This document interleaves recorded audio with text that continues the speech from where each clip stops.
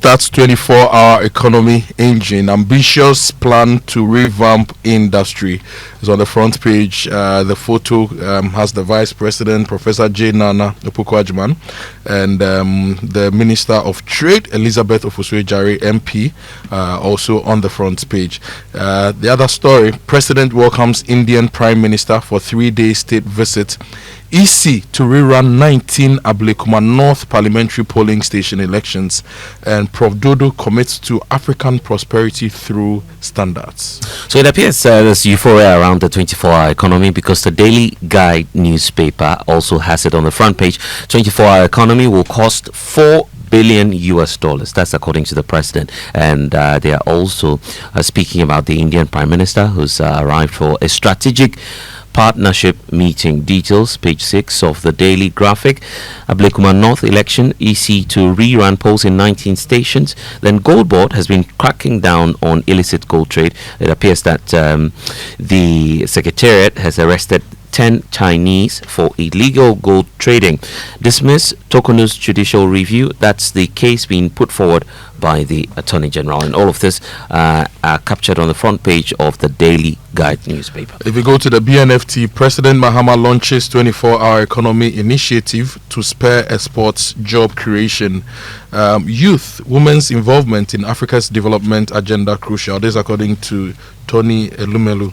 Inflation drops to 13.7% in June, lowest since December 2021.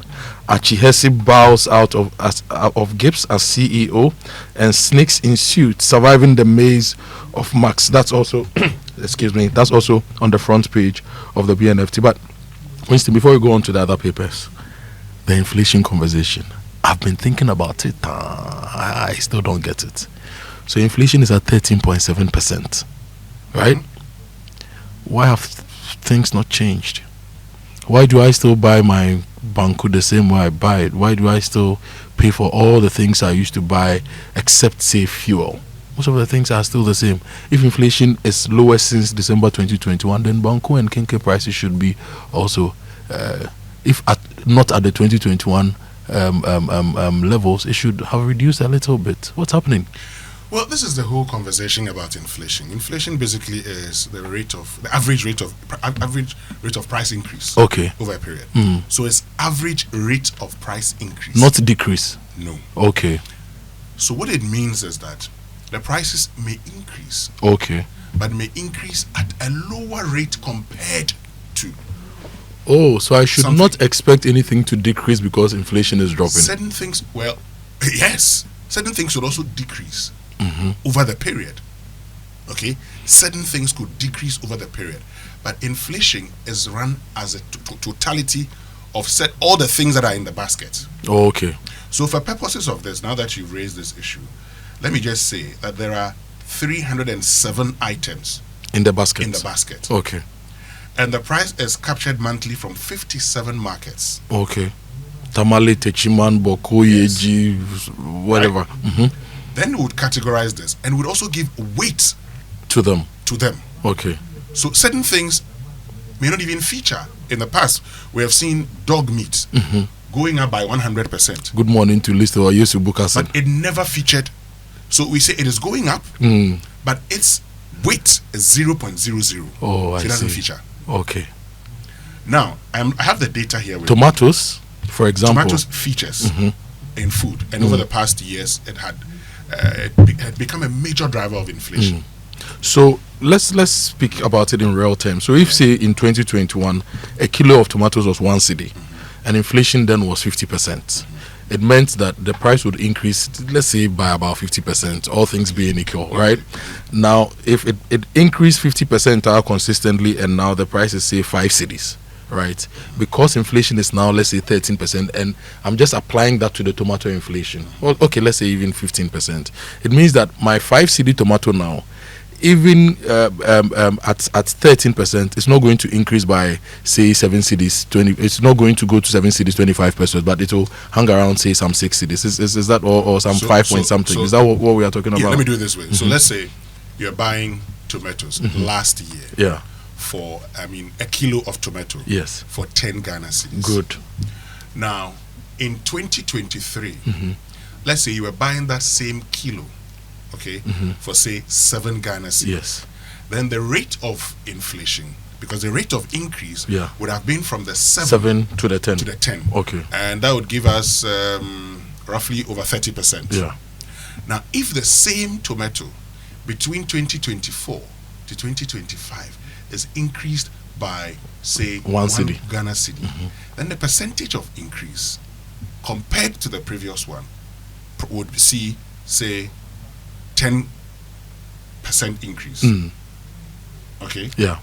So when you're calculating inflation, for instance, what you then realize is that, first of all, it is the basket that will determine. And inflation is calculated from the second week. So the June inflation we're talking about is from the second week of May to the first week of June. That's what we're talking about. Yeah. And the comparison is between the previous year.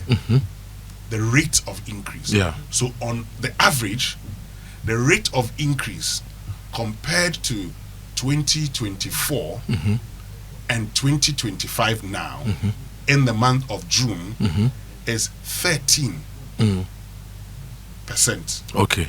Now, my final question. This one, don't answer it now. Let's find a day to discuss it. Okay. We've been reporting inflation. When are we going to start reporting deflation? Or it never happens in our economy? Or deflation doesn't occur? Come again? We've been reporting inflation. When are we going to report deflation? Okay, I'll tell you that shortly. So I want you to do that in future. So like I told you, what it means is that the rate of increase, a reduction in inflation, the rate of increase is reducing. Okay. It doesn't mean that it's not increased. The rate of the increase is reducing. is reducing. And that's what I showed by the tomato. So if it had gone up by this percentage the last time and it's gone up by so that rate of increase is reducing. Okay. And that's why we say inflation is going down. Thank you, sir. Thank you, Sagovi. And speaking about the prices of products on the market, looks like Global Info Analytics has been digging especially into the petroleum aspect. They're out with a poll. 55% of Ghanaians support 1 cedi fuel levy. That's according to Global Info Analytics. So it appears that Ghanaians, according to them, majority of them in their view seem to be supporting that 1 cedi intervention, but I don't know exactly how. We'll get into the details because it's captured here in the National Enquirer. The National Enquirer is also talking about the 24-hour economy to create 1.7 million quality jobs in 4 years as government commits $400 million seed capital, and they've moved from slogan to strategy. These are the words of the president, and the National Enquirer is talking about it. The Electoral Commission is to rerun election in 19 polling stations. That story is also being captured by the National Enquirer, and Gold Board cracks down on 10 Chinese smugglers. So it comes to the picture of the Chief Executive Sami Jemfi, also on the front page of the Enquirer. That story is also on the Daybreak. Gold Board arrests 10 Chinese illegal gold traders. Kaswa, Winneba, other key road projects stalled over unpaid contractor arrears. This is Afenyo Markin, and Mahama nominates 4 deputy ministers. Yeah. Which means we're going to get to our online news review. And online, if you go to my Joe Online, 24-hour economy policy will be private sector led. This is Harun Idrisu. This morning we'll be talking to the presidential advisor on 24-hour economy and accelerated export development, Mr. Guzitano, on the Super Morning Show. There's an explainer. What's inside Ghana's 24-hour economy blueprint? You may want to read this whilst you wait for that big conversation with Guzitano this morning. It's on myjournline.com. Photos from the historic visit of Indian Prime Minister to Ghana is also on My Joe Online. And 24-hour economy is real policy, not rhetoric. This is Harun Idrisu on Mohammed's economic shifts. Import-heavy economy needs urgent fix, and 24-hour policy is the response. Still Haruna Idrisu. And if you check some of the other stories,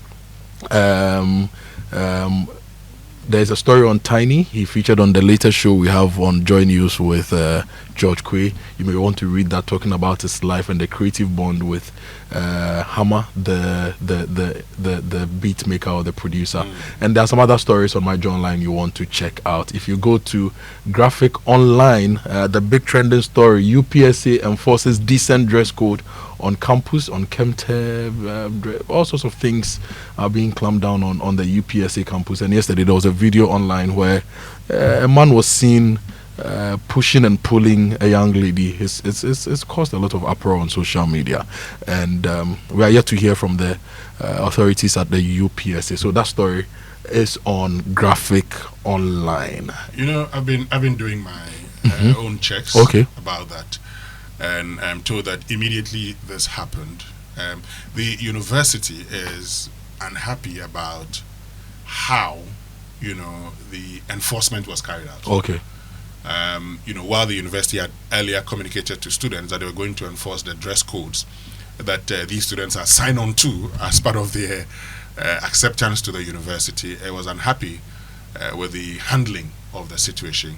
And what I have gathered is that the man in question who dragged that young girl has, you know, apologized to the young girl. The university authorities have spoken to the young girl, and very soon the university will be issuing a statement communicating all of these things. But Kujo, I was telling Blazer this morning, he was surprised that when I went to the university, I read my university, you know, student's handbook. The 200-pager. In there, I realized that it had been one from the maybe like the 60s or the 70s. I realized that if you were going to go outside the university and say you're going to spend for a weekend, you had to seek permission if you're within a university's residences. Yeah. Now, many people didn't know that because they wouldn't pay attention to it. Now, if something happens to you, the university will bring the document and say, but hey, I didn't know you were going to do this. So why do you... In fact, some of the things, and for those of us who organize events, we always would write to say, this number of students are leaving campus to this place as part of our whole week celebration. Yeah. Did we not do that? Yeah, we used to do that. We used to do that. But of course, we felt that, you know, there was independence and you could do anything. But that was just not the case. I say that if you have gone to sign on to something, okay, I'll say this, for instance. I went to the university and I was told that I had to come and do medical report, and I asked the people that, but why do I need to do a medical report? He says, well, but that's I said, but why do I need to do it? Because I've been to other universities where you don't do medical report. When I went to Cardiff University, all I did was, welcome Winston, sign. So I signed that I have enrolled, end of story.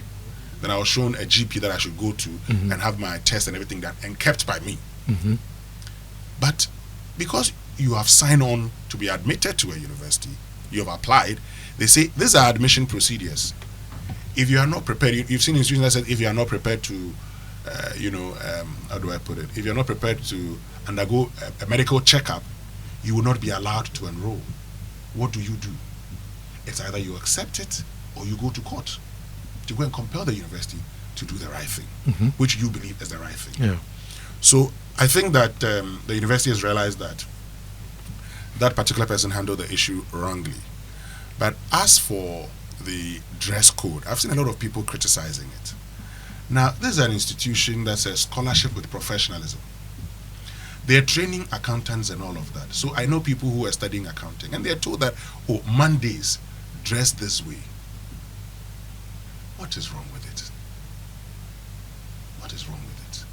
Why don't people go and read law? When they are going to read law, and they go to the faculties of law, and they ask them to wear black and white, don't they do it? I think basically, from a lot of the things I've read, people don't really have a problem with enforcing the dress code, but they have a problem with how that enforcement was with the video we've seen. Yes. And that's why people are calling for the university to take action, because you cannot treat a human being like that, right? Enforce your dress code, have a way. And I've read the university's code of ethics and their standards. For example, when a student breaks the dress code rule, the instruction is for the lecturer to report the student to the head of department. The head of department is then going to have a conversation with the student. If the person consistently does that, then action is taken by the DC. And at the end of the semester, there should be a role of people who consistently broke the dress code pasted on the school to sort of, serve as a deterrent to other people. There's nothing in that code that says that you'll be pulled out of class or you'll be handled the way we saw. So that's what people are But concerned even about. the university itself has much more questions to answer in terms of the scope of this directive they are giving on the dress code. Because, mind you, this is a university which is supposed to be accommodating in some one way or the other around some issues when it comes to the type or the choice of dressing. UPSA is no longer the traditional Institute of Professional Studies as But it it's still used a to be. University of Professional Studies. Precisely, Yes. and of course we all know the background. The reason for which some of these things are coming up. So the university ought to be open to that leg and aspect as well, or of the fact that you are no longer just a strict IPS that you used to be, but now a UPSA, which is open to other fields of study as well. If you sign on to something, adhere to it. But Yeah. Kojo, quickly, you asked a question about when would we have deflation. No, I want us to have a full session on it. You But don't I'll have just enough give you time. information. Okay. Month on month, Yes. from May to June, there was a deflation. Share that with me later on the show. I'm interested. There was a deflation, an indication that there's been a price reduction. Yeah. While generally, Yeah. year on year, there's been a reduction. Yes. The rate of increase. There's been a reduction in the rate of increase. We don't see it. Month on We month. don't see that in the Month on reports. month. More Month on publishing, no month. more highlights. Month on month. There's a Okay, deflation. let me give you some other stories. John Jinapor was in Parliament yesterday to answer questions on ECG revenue. He says it's hit 1.6 billion Ghana cedis in the first half of 2025. This is Jinapor speaking. So ECG revenue hits 1.6 billion Ghana cedis in first half of 2025. If we assume that it's going to double at the end of the year, that's about 3.2 billion Ghana cedis. That's not a lot of money. So you need to pay that one Ghana cedi. Now, some more stories. Expand electoral college or risk apathy. This is Patrick Boama urging the MPP. And on the Ablekuma North rerun, Ekwefriye says we won't accept the rerun. Ekwefriye is the NPP candidate for the area. So those are some stories for you.